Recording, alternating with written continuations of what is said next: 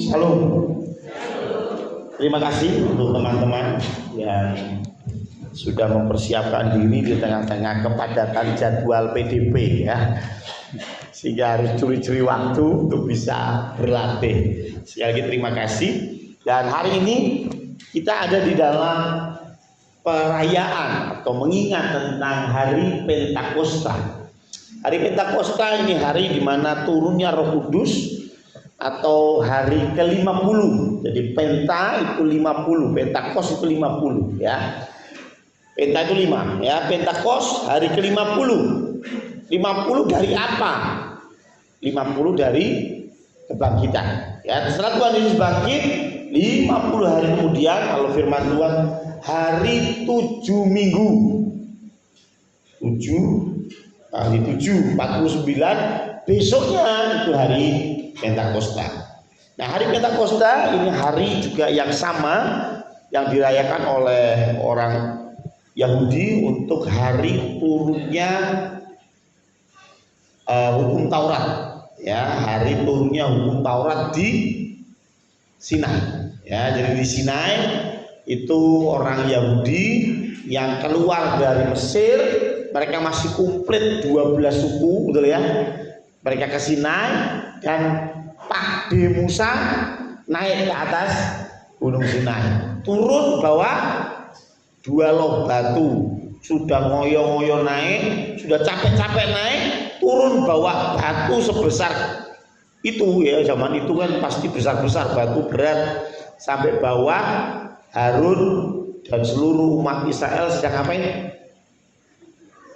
Menyembah, iya, namanya berhalanya anak lembu. Anak lembu bahasa Indonesia bahasa Jawanya pedhet. Jadi sedang menyembah pedhet emas gitu ya. Jadi sedang menyembah anak lembu emas. Dan di situ Musa marah, dia lempar itu 2 loh batu, makanya dia disuruh naik lagi ya sama Tuhan, karena gara-gara lempar itu loh batu gitu ya. Loh batunya dilempar dan kemudian Musa memberikan hukuman, Tuhan memberikan hukuman melalui Musa, dan Musa bilang, yang ikut Tuhan ambil pedangmu, bunuh saudaramu. Maksudnya saudara-saudara yang menyembah anak lembu emas. Dan hari itu 3.000 orang mati. 3.000 orang mati dibunuh sama saudara sendiri. Dan yang bangkit membawa pedang adalah orang Lewi. Itulah mengapa orang Lewi dikasih keistimewaan ya, karena mereka, ada kutip lah ya, yang jadi algojonya Tuhan ya. Tapi yang menarik ketika kita bicara Pentakosta, hari yang ke-50, hari yang dimana orang Yahudi memperingati hukum Tuhan, hukum Taurat turun, dan dimana 3.000 orang mati di hari yang sama untuk memperingatinya. Petrus berkhotbah karena kepenuhan Roh Kudus, dan dia sekali khotbah 3.000 orang diselamatkan. Bukan sesuatu yang kebetulan, sama-sama 3.000. Saya yakin ini Tuhan sedang membandingkan ini loh. Kalau hukum yang turun akan ada kematian 3.000. Tapi kalau kasih karunia yang turun ada 3.000 kehidupan. Amin. Keselamatan diberikan kepada 3.000 orang. Satu kali khotbah luar biasa. Dan hari ini kita belajar dan meneruskan sedikit dari apa yang kita pelajari dari hari kenaikan kemarin ya. Wahyu 4, Wahyu 5, Wahyu 6 sudah selesai ya, sampai dengan meterai yang ke-6 tadi malam. Dan sekarang kita masuk ke Wahyu 7 ayat 1 sampai dengan ayat yang ketiga. Wahyu 7 ayat 1 sampai dengan yang ketiga. Saya kasih sedikit prolog supaya teman-teman yang tidak mengikuti PDP sampai akhir bisa relate ya. Jadi dalam PDP kita belajar tentang bagaimana 6 meterai dibuka. Ya, meterai pertama itu ada kuda putih, meterai kedua ada kuda hitam, merah. Meterai ketiga kuda hitam, meterai keempat kuda hijau muda, hijau kuning. Materai kelima itu dimana kita percaya kita ada di situ sekarang, yaitu bagaimana orang-orang yang mati demi nama Kristus terus terjadi. Ya, ini panjang waktunya. Ya, sampai-sampai mereka protes, kapan Tuhan keadilan ditegakkan? Tuhan bilang nanti sedikit lagi, masih perpanjangan waktu gitu ya, sampai genap jumlahnya kan gitu ya. Ini materai yang kelima. Nah, materai keenam, kemarin kita belajar bagaimana materai keenam itu berbicara tentang gonjang ganjingnya dunia. Betul ya? Ditulis bagaimana matahari jadi gelap, bulan jadi darah, bintang-bintang berjatuhan, ada gempa bumi yang dahsyat, gunung dan pulau, setiap gunung, setiap pulau pindah tempat.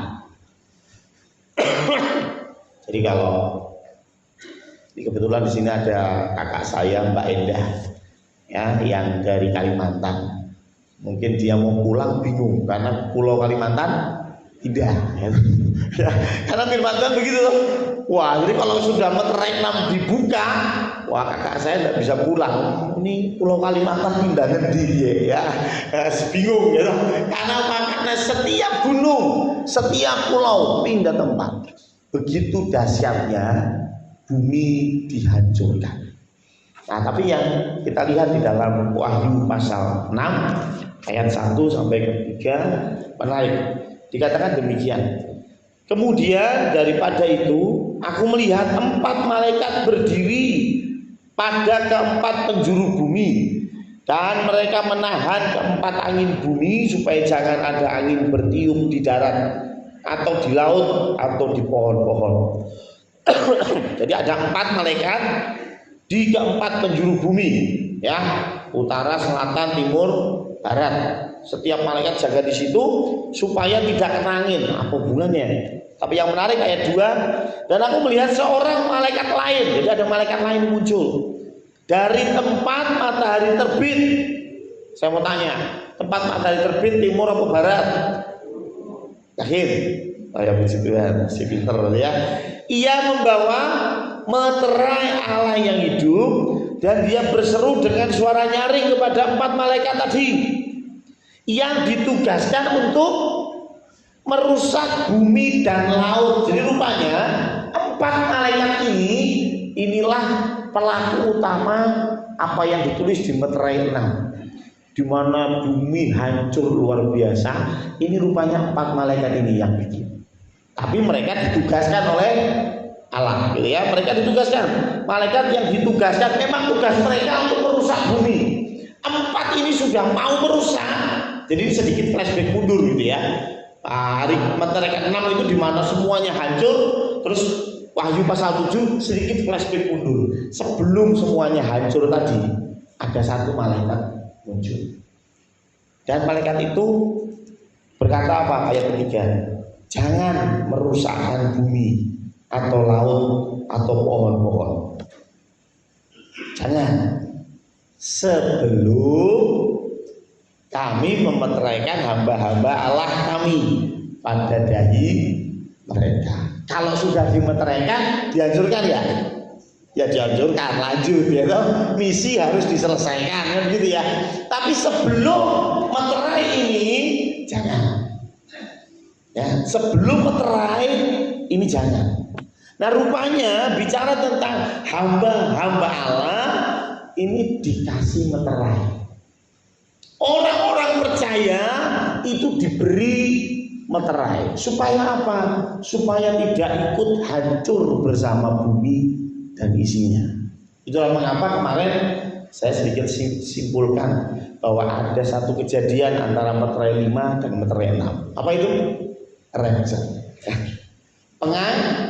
Pengangkatan. Orang-orang percaya diangkat dulu, baru gonjang ganjingnya dunia datang. Karena ini Wahyu 7 ayat 1 sampai 3 bercerita bagaimana malaikat ini bilang, jangan sih, tunggu, stop, di pause.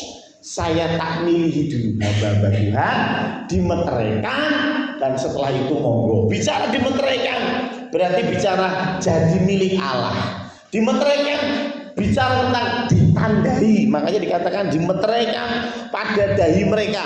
Mereka ditandai, dikasih tanda. Apa tandanya? Nggak tahu, tapi mereka dikasih tanda. Nah, kalau kita bicara tentang meterai yang daripada Allah, tentu ini bersinggungan dengan 2 Korintus 1 ayat 22. Mari kita lihat 2 Korintus 1 ya, 2 Korintus 1 ayat 22. Yang mana di Korintus? Pindah tempat ya. Kayak pulau-pulau dan gunung-gunung. 2 Korintus 1 ayat 22, demikian firman Tuhan. Memeteraikan tanda miliknya atas kita dan yang memberikan Roh Kudus di dalam hati kita sebagai jaminan dari semua yang telah disediakan untuk kita. Jadi ketika kita percaya kepada Tuhan Yesus, kita menjadi anak-anak Allah, tandanya apa? Saya mau tanya nih, Pak Tri, jenengan suaminya Putri, yakin? Tandanya, oh kakak, loh iya kan? Ada kakak ya, kartu keluarga. Walaupun itu membingungkan, namanya kartu keluarga tapi besar, namanya surat izin mengemudi kecil. Ayo, kebalik ya, harusnya surat izin besar, surat atau kartu keluarga harusnya kecil, kartu. Tapi kebalik, kartu keluarga gede, gitu. Ini buktinya, ya kan? Kalau saya nanya, wah saya nggak percaya Pak Tri ini suaminya bukan. Oh jangan khawatir Pak Pendeta, saya punya buktinya. Loh, semua kan begitu ya. Pak Marno sama Bu Marno sekarang tinggal di mana? Oh di Karangjangkang. Rumah sendiri Bu? Iya rumah sendiri. Yakin? Yakin nggak kontrak? Enggak. Buktinya apa? Loh gitu kan? Ada buktinya? Ada. Artinya semua ada buktinya. Pertanyaannya, kalau Anda anak Allah, buktinya apa? Tuhan memeteraikan kita dengan Roh Kudus. Ini bukti bahwa kita itu miliknya Tuhan. Dan kalau kita miliknya Tuhan, Ayat 7 tadi bicara, tenang. Bumi boleh gonjang-ganjing, bumi boleh hancur gak karu-karuan, tapi ada malaikat datang. Sebentar, saya tak ngumpulin hamba-hamba Tuhan, saya tak ngumpulin anak-anak Tuhan dulu yang sudah dimeteraikan, yang sudah jadi miliknya Tuhan. Setelah itu monggo dilanjut meterai 6, kan begitu ya, kurang lebih seperti itu. Dan ketika kita bicara tentang meterai, rupanya buktinya itu Roh Kudus. Bukti kita dimeteraikan Tuhan itu Roh Kudus. Bahkan dikatakan Roh Kudus itu sebagai jaminan dari semua yang telah disediakan untuk kita. Semua ini berarti ada lebih dari satu, ada banyak. Jaminan yang paling besar adalah keselamatan.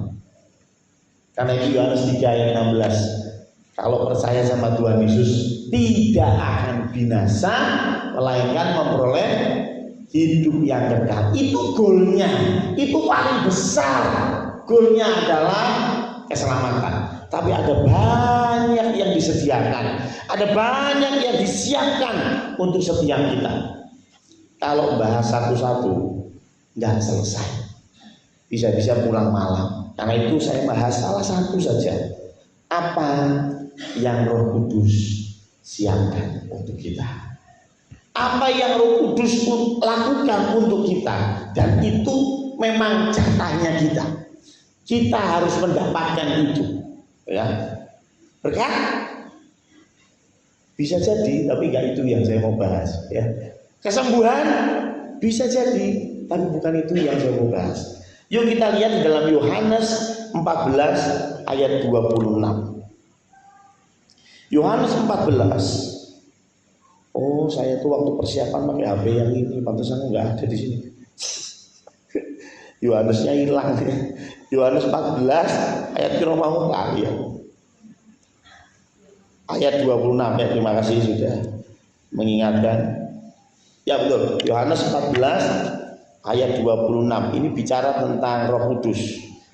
Tetapi penghibur yaitu Roh Kudus, ini Tuhan Yesus yang ngomong ya. Kalau di dalam Alkitab yang ada di HP itu warnanya merah, artinya Tuhan Yesus yang ngomong ya. Artinya ini A1 kalau bahasanya Bubur ya. A1 ya, bukan KW, A1 Tuhan Yesus yang ngomong ya. Tetapi penghibur yaitu Roh Kudus yang akan diutus oleh Bapa dalam namaku, dialah yang akan mengajarkan segala sesuatu kepadamu dan akan mengingatkan kamu akan semua yang telah kukatakan kepadamu. Memang namanya penghibur, pasti salah satu tugasnya menghibur. Tapi saya mau fokus di sini. Dikatakan dialah yang akan mengajarkan. Bapak Ibu, kalau bicara tentang Allah Bapa ya, kayaknya no debat deh, no debat. Nggak ada yang meragukan bahwa Allah Bapa itu adalah Allah. Amin. Nggak ada yang meragukan. Nggak ada yang meragukan. Perjanjian Lama menceritakan bagaimana Allah disebut dengan Elohim, Yahweh, Adonai. Ini bicara tentang Allah Bapa. Tapi kalau perjanjian baru ini banyak berbicara tentang Yesus Kristus. Yesus yang mati, bangkit, naik. Bahkan tadi malam Om nanya satu-satu gitu. Percaya enggak percaya pulang. Ya, kok masih ingat ya? Ya, kita fokusnya kepada Yesus Kristus, karena memang tokoh sentralnya bisa saya bilang di dalam perjanjian baru Yesus Kristus. Walaupun dalam perjanjian lama, kalau kita mau mempelajari lebih detail, perjanjian lama banyak nubuat tentang Yesus Kristus. Tetap saja Yesus Kristus. Tetapi memang karena pemahaman yang berbeda antara dua agama besar di dunia, yaitu Kristen dengan Islam, makanya selalu terjadi perdebatan. Yesus ini Allah atau bukan? Kan itu kan? Ya, perdebatannya kan selalu tentang Yesus, nggak pernah bahas tentang Allah. Ya Allah apa dudu, nggak pernah. Ya, semua agama setuju, dua agama besar tadi setuju Allah Bapa, Allah titik. Nggak pernah didebatkan. Yesus didebatkan karena Allah Bapa. Di dalam kekristenan Yesus itu sebagai Allah. Di dalam teologi Islam mereka mengatakan Yesus Kristus itu hanya nabi. Ya sudah, itu perbedaannya. Kalau nggak beda ya malah lucu. Nah, kalau nggak beda berarti Islam juga Kristen, Kristen juga Islam. Ya memang harus beda. Ya itu kalau nggak beda nggak seru dong. Ya kan?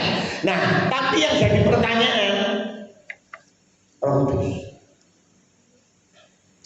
Bahkan ada yang tanya ke saya, Pak, kok kayaknya Roh Kudus itu tidak pernah dipuji gitu ya? Ada banyak lagu tentang Tuhan Yesus. Roh Kudus ada sih, tapi tidak banyak. Betul ya? Tidak banyak. Terus Roh Kudus itu jarang sekali dijelaskan tentang Roh Kudus itu siapa. Ya. Walaupun kita tahu ya Roh Kudus itu Allah, tapi kan nggak pernah dijelasin secara detail, gitu ya. Kalau saya seperti contohnya, saya pernah jelasin tentang apa bukti Yesus Kristus itu Allah, panjang lebar, gitu ya. Tapi Yesus Allah, Roh Kudus itu kok nggak pernah dijelaskan secara detail, gitu ya. Sepertinya Roh Kudus itu, maaf ya, nggak terlalu penting gitu ya, kelihatannya ya. Dia kita nggak pernah dibahas terlalu detail. Roh Kudus itu sopo, ngomongnya cuma dia penghibur, dia mengajar, dia memberikan kuasa dan seterusnya. Tapi nggak pernah dijelasin siapa itu Roh Kudus. Menarik. Tapi sebetulnya ini kita bisa memahami kalau kita mengerti bahwa tugasnya Roh Kudus itu apa?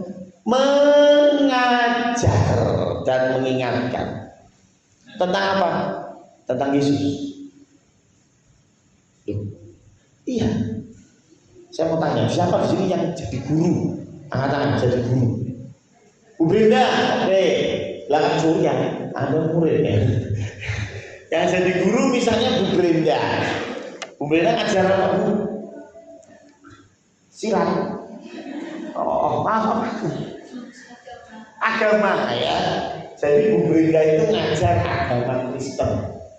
Atau saya mau tanya, ketika Bu Brenda masuk kelas, tugasnya apa tadi? Mengajar subjeknya agama Kristen. Yang dibahas sama Bu Brenda apa? Ya agama Kristen dong. Masa Bu Brenda ngajar begini, Bapak Ibu, saya itu punya anak 2. Yang satu itu bigel, gitu ya. Wah, umurnya sekian, lahirnya wetonnya sekian. Kalau saya sendiri, ya nama saya Bu Brenda, ya biasa dipanggil Bu Brenda. Ya, saya sebetulnya nama asli saya Kristiana SW, ya, SW Sri Wahyu nih, nggak ada C kan? Ya ada ya, Sri Wahyu nih. Ya, saya lahir 19 Mei ya tahun 1977. Wih, sih. 19 Mei kan? Hari ini ya, wah selamat ulang tahun Bu Brenda, wah luar biasa. Ya, ini mesti ya, luar biasa ulang tahun ternyata hari ini pas. Ya, apakah begitu Bu Brenda ketika ngajar? Ngajarnya gitu kan? Enggak dong. Ngajarnya gimana? Karena subjeknya, mata pelajarannya adalah agama Kristen. Pasti ngajarnya tentang agama Kristen. Oh, agama Kristen itu mulai ada tahun sekian, Tuhan Yesus itu siapa, Matius ki sopo, gitu ya. Betul nggak? Pasti itu. Kalau ada guru matematika datang ke kelas, dia bahas nggak? Dia alamat rumahnya di mana, hobinya makan apa, bahas nggak? Enggak. Saya mau tanya, siapa di sini yang punya guru? Pasti punya guru ya, dulu pernah punya guru ya. Ketika engkau punya guru 3 tahun misalnya Anda diajar oleh gurumu, belum tentu engkau tahu anaknya berapa. Belum tentu engkau tahu suaminya namanya siapa.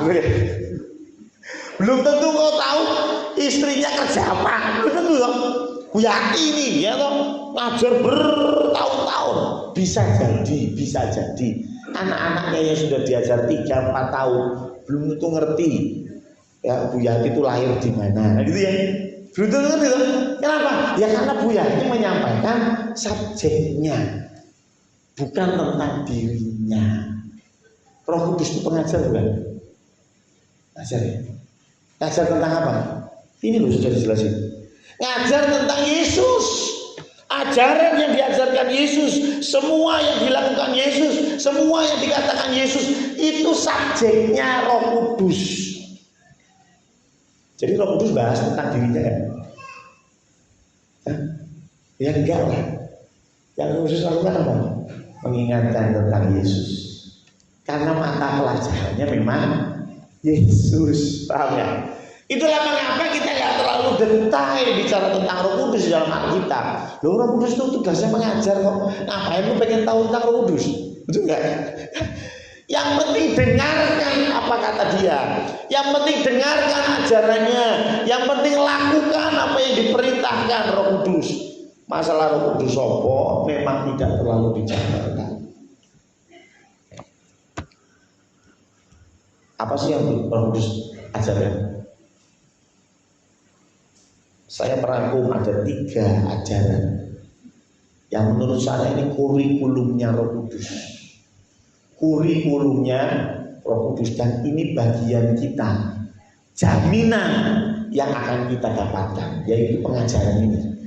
Kalau engkau jadi murid di sekolah, engkau punya hak untuk mendapatkan kurikulum itu, betul ya? Hal yang sama kalau engkau jadi muridnya Yesus, guru yang ngajar itu Roh Kudus, engkau punya hak untuk mendapatkan ini. Paling tidak 3 ajaran.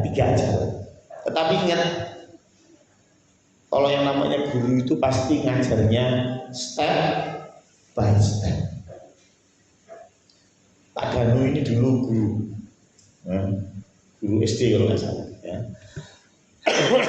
Boleh nggak Pak Danu dari kelas 3 langsung loncat kelas 6? Boleh? Wih, kalau kelas akselerasi boleh gitu ya. Tadinya kelas 3 atau kelas 2 tiba-tiba langsung naik kelas 6. Ada di sini kan begitu angkatannya? Oh berarti kita bodoh semua ya. Nggak ada yang kelas akselerasi. Oh kelas akselerasi cuma pinter-pinter gitu ya. Jadi puji Tuhan kita bodoh semua. Haleluya ya.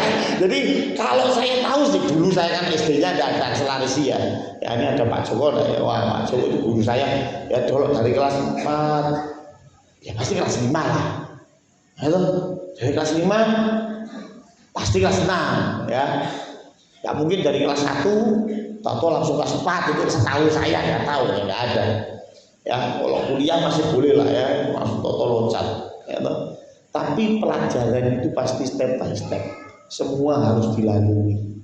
Kalau engkau mau belajar limit, yuk belajar dulu penjumlahan. Ya. Saya ketemu murid SMA mau belajar tentang trigonometri, hitung 3 tambah 2 saja tidak bisa. Apa yang saya lakukan? Ya saya ngajarin dulu 3 tambah 2. Percuma saya cerita panjang lebar tentang sinus, kosinus, tangan, sudut, hanya hitung 3 tambah 2 aja nggak bisa, betul nggak? Artinya apa? Ada kurikulum yang harus dilewati dulu, lulus yang 1, baru masuk yang kedua, baru masuk yang ketiga. Nggak bisa langsung ketiga. Yang pertama, apa sih kurikulumnya Roh Kudus? Yang itu jaminan kita akan dapatkan. Lukas 15 ayat 24. Ini tentang anak bungsu. Ini sudah berapa jam? Anak bungsu, ya toh? Oh masih 27 menit, masih panjang.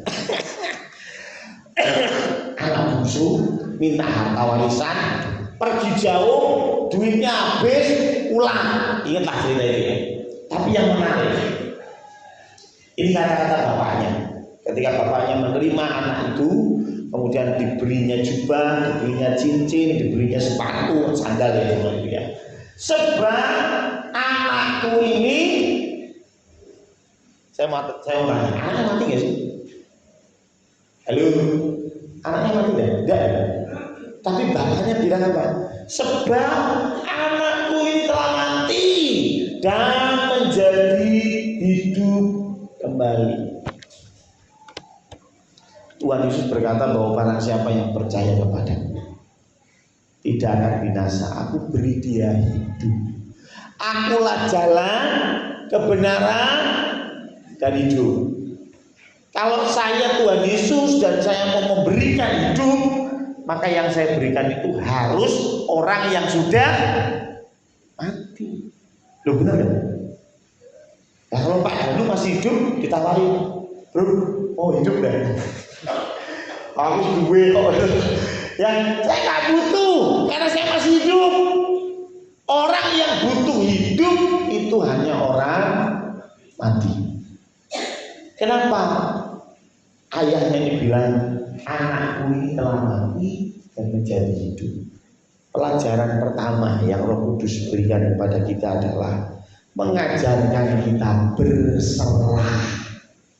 Iku sih. Orang satu tekanan di, yang penting itu dulu basicnya. Aku berserah pada. Itu loh ya, saya lupa. Juru selamat, aku berserah. Yang pertama itu berserah. Makanya ketika kamu jadi orang Kristen, sebagai statementmu, saya ingin jadi Kristen, jadi pengikut Kristus, ada satu acara yang kita buat. Apa itu? Baptisan air. Betul ya? Kalau pengen jadi Kristen gimana? Baca syahadat, Anda salah server ya. Bukan, kalau Anda mau jadi Kristen, Anda yakin jadi pengikut Tuhan, baptis. Baptis tanda apa sih? Engkau mati, engkau dikuburkan bersama Kristus. Gitu. Jadi baptisan itu bicara engkau mati, dikuburkan. Kenapa? Karena ini basic. Ajaran awal daripada Roh Kudus adalah membuat kita berserah. Makanya jangan heran kalau mau ikut Tuhan, pertama kali yang Tuhan lakukan apa? Hancurkan semuanya. Betul? hancurkan semua. Kalau kau bangga sama hartamu, Tuhan hancurkan hartamu. Supaya apa? Aku berserah. Betul ya? Dan ketika kita mati, firman Tuhan bilang, dan menjadi hidup kembali. Kita nggak akan bisa terima hidup yang daripada Tuhan kalau kita belum mati, kita belum berserah, kita belum tek-tekan, kita belum punya slogan gelundung semprong, betul ya? Kenapa? Loh, ngomong gelundung semprong ya artinya apa? Ya berserah tadi itu, betul ya? Kita masih punya rancangan terlalu banyak untuk masa depan kita, maka kita belum siap untuk pelajaran selanjutnya. Pelajaran pertama adalah berserah. Seperti tukang periuk, firman Tuhan bilang, kadang periuk itu dihancurkan, diinjak-injak dulu, supaya dibentuk sesuai apa yang tukang periuk mau. Kalau dihancurkan nggak mau, terus bisa dibentuk? Nggak bisa. Harus dihancurkan dulu, habis baru Tuhan bentuk. Ini terjadi pada Paulus, Bapak Ibu. Kisah Para Rasul 26 ayat yang ke-14. Kisah Para Rasul 26 ayat ke-11, 14 dan 26 ya. Kami semua rebah tangan dan aku mendengar suatu suara yang mengatakan kepadaku dalam bahasa Ibrani, Saulus, Saulus. Ini bicara Saulus pergi ke Damaskus melihat penglihatan Tuhan Yesus, ya. Kemudian Tuhan Yesus bilang, Saulus, Saulus, mengapa kau menganiaya aku? Sukar bagimu menendang kegalah rangsang. Pertanyaan, opo kuwi kegalah rangsang? Kita kan agak sulit karena ini terjemahan baru yang sebetulnya nggak baru-baru amat, ya. Ini terjemahan baru tahun 74, ya. Karena itu kalau kita mau mungkin lebih jelas, itu ayat yang saya ambil dari terjemahan masa kini, ya. Kami semua jatuh ke tanah, lalu saya mendengar suara yang berkata kepada saya dalam bahasa Ibrani, Saulus, Saulus, mengapa kamu menganiaya aku? Kamu seperti sapi yang terus menendang tongkat tajam gembalanya. Sebab dengan melawan kehendakku, kamu menyusahkan dirimu sendiri. Maksudnya gimana sih? Sapi itu kalau mau dilatih, itu dia dipukul. Kalau dia melawan, dipukul tambah pelan, tambah keras, tambah keras. Masih melawan lagi, dipukul lagi sampai keras lagi, tambah keras lagi, tambah keras lagi, sampai di titik sapi itu, aku berserah. Dan sejak itu sapi itu bisa dididik. Betul? Paulus itu begini. Bukan yang ini, kalau yang beliau ngomong luar biasa. Yang ini. Yang Saulus ini loh, ya, sama Tuhan dipanggil rupanya, dia sudah dipanggil sebelumnya, sudah dipanggil jadi murid Tuhan, dia nggak mau. Dia membantah, membangkang, bahkan dia melawan Allah dengan cara menganiaya orang Kristen. Bahkan dia pergi ke Damaskus untuk apa? Menganiaya orang Kristen. Tapi Tuhan bilang, manuto, ngapain kamu tuh ngeyel sama saya? Cari penyakit. Aku tuh mau membentuk kamu. Kalau kamu ngeyel, yo tak seblek tambah banter, kan gitu ya. Tak pukul tambah banter. Sudahlah, ngapain sukar bagimu menendang kegalah rangsang. Susah. Maaf ya, terkadang kita mendapat pelajaran pertama itu nggak mau pasrah. Nggak mau pasrah tambah sakit. Ya, Tuhan pukulnya tambah keras. Ayo bertobat. Waduh, tak mau bertobat. Wah, aku enak ini, hidupku nyaman, hidupku enak, dah, hidupku jauh dari firman Tuhan, dah. Tuhan kasih sakit. Udah sakit, atau di rumah sakit biasanya gimana?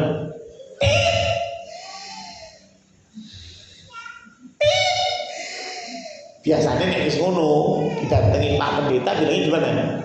Pak, doakan saya. Kalau saya sembuh, saya bertobat. Benar. Betul ya? Mulai Pak Pendeta nih ambil minyak berapa? Nah, ini selain Pak Joko ya, kalau Pak Joko udah ngambil minyak urapan, ya dia sudah standby misalnya ya.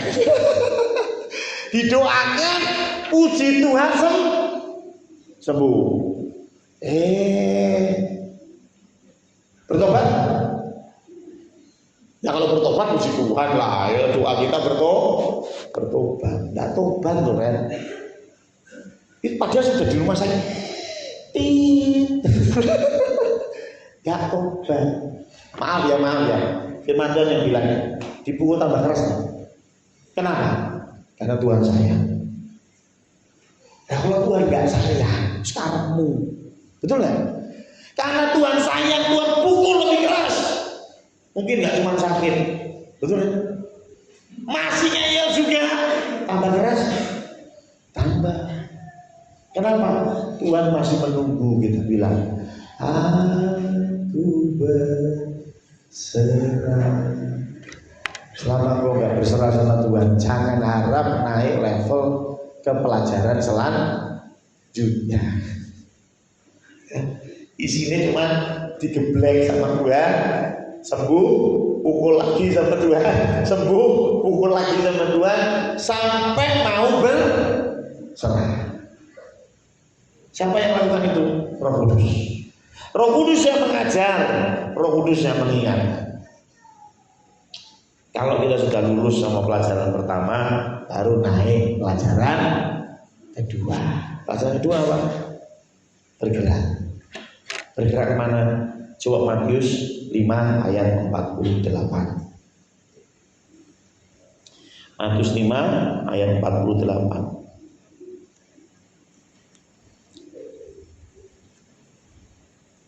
Mana Matius? Hilang. Oh sudah. Oh, Matius 5 ayat 48.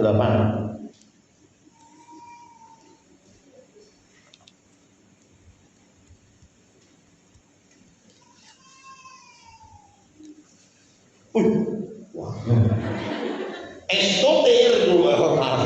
Baru saya mau baca.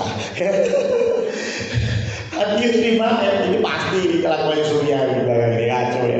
Karena itu harusnya kamu sempurna. Jadi yang kedua, pelajaran kedua, kalau kita sudah berserah, ini berserah dulu kan. Maaf ya, mungkin kita saat ini sudah di pelajaran pertama, mungkin 15 tahun ikut Tuhan Yesus, mungkin Anda masih di pelajaran pertama. Masalahnya apa orang belum berserah ngukui.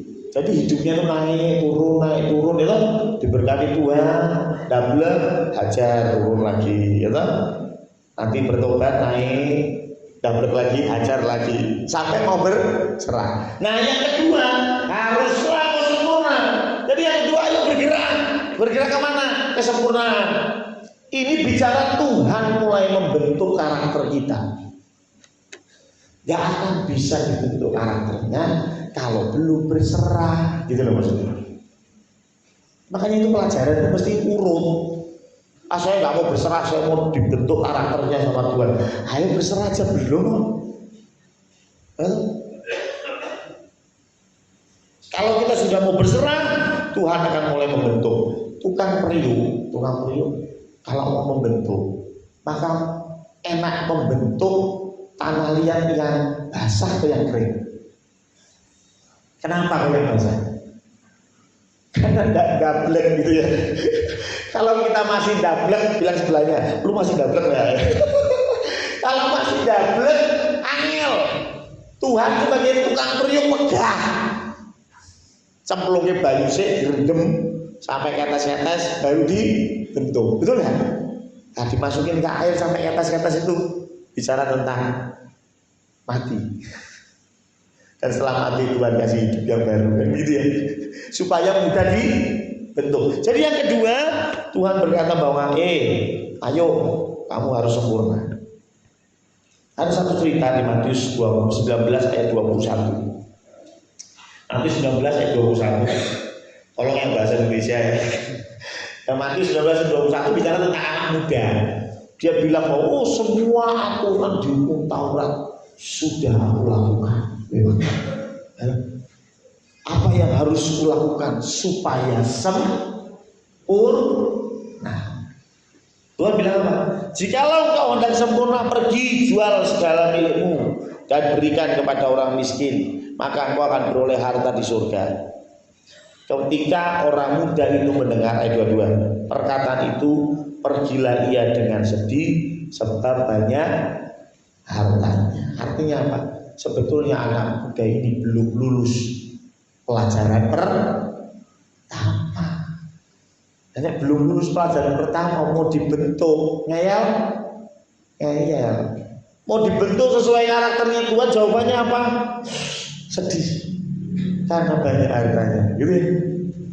Karena itu harus kita berserah. Dan yang kedua, kita akan siap dibentuk semakin sempurna. Mungkin di antara kita sudah ada di tahap kedua ini. Tetapi yang ketiga, Galatia 5 ayat 22 sampai 23. Saya yakin semua hafal, yaitu buah roh. Kenapa disebut buah? Karena pohon itu menghasilkan buah bukan untuk sang pohon, tapi untuk yang lain. Monyet kayak mencawa kayak boyo makan buah ada. Buaya makan durian ada. Namanya buaya darat. Makan durian ya. Makan saya mau bareng ya. Nah, artinya apa? Ketika kita bicara kita berbuah, berarti kita lakukan untuk orang lain. Kata siapa harus urut? Teman saya itu sudah berbuah loh Pak Pendeta, melayani dengan luar biasa di gereja, tapi karakternya jelek. Maaf ya, kalau karakternya jelek dan dia bisa memberi, kesimpulannya apa? Dia memberi untuk sesuatu. Betul ya? Betul ya? Kalau karakternya jelek nih, ini karakternya jelek, ngasih kita duit. Ya, karakternya jelek, kampung jalannya rusak, diaspal.